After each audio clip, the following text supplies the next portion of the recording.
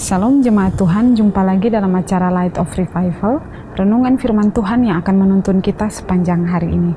Mari kita sama-sama membaca firman Tuhan di dalam Kisah Para Rasul pasal 4 ayatnya yang ke-12. Dan keselamatan tidak ada di dalam siapapun juga selain di dalam Dia, sebab di bawah kolong langit ini tidak ada nama lain yang diberikan kepada manusia yang olehnya kita dapat diselamatkan. Keberanian memberitakan nama Yesus. Jemaat yang terkasih, firman Tuhan yang baru saja kita baca ini adalah kata-kata Simon Petrus. Pada waktu itu, Petrus dan Yohanes disidang di hadapan mereka karena Petrus dan Yohanes dianggap telah melakukan kejahatan. Kejahatan yang mereka lakukan adalah karena mereka mengajar orang banyak tentang dalam nama Yesus Kristus ada kebangkitan dari antara orang mati. Dan orang banyak menjadi percaya akan pengajaran mereka.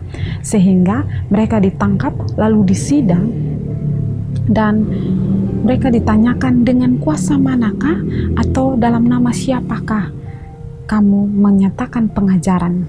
Dan Petrus dengan berani menyatakan bahwa dalam nama Yesus Kristus orang Nazaret yang telah kamu salibkan itu. Kita bisa membacanya mulai dari ayatnya yang ke-7 hingga puncaknya ayat yang ke-12. Berkobar-kobar hati Petrus dengan berani menyatakan bahwa keselamatan tidak ada di dalam siapapun juga selain di dalam Yesus.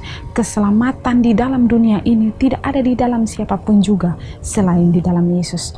Petrus dengan berani menyampaikan nama Yesus di hadapan orang banyak, di hadapan para tua-tua Yahudi, di hadapan para ahli Taurat. Petrus berkobar-kobar hatinya menyampaikan nama Yesus. Petrus berkobar-kobar hatinya menyampaikan bahwa keselamatan tidak ada di dalam siapapun juga. Keselamatan adalah kebutuhan terbesar daripada manusia, karena kita manusia adalah manusia berdosa. Semua manusia di dalam dunia ini adalah manusia berdosa, sehingga kita tidak dapat menyelamatkan diri kita dari dosa. Hanya Yesus Kristus yang bisa menyelamatkan kita dari dosa. Karena keselamatan itu adalah kebutuhan terbesar daripada manusia. Manusia membutuhkan keselamatan jiwa.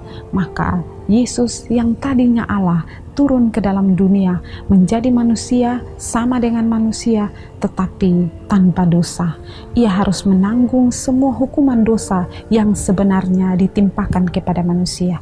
Yesus harus memikul itu semua di atas kayu salib dan membuat orang yang percaya kepadanya menjadi selamat.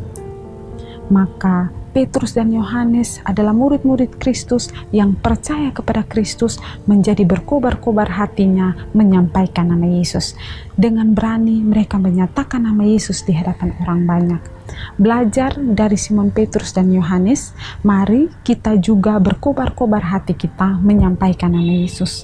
Kita yang sudah percaya kepada Yesus sebagai Tuhan dan Juru Selamat, mari kita berkobar-kobar hati kita menyatakan nama Yesus di hadapan banyak orang.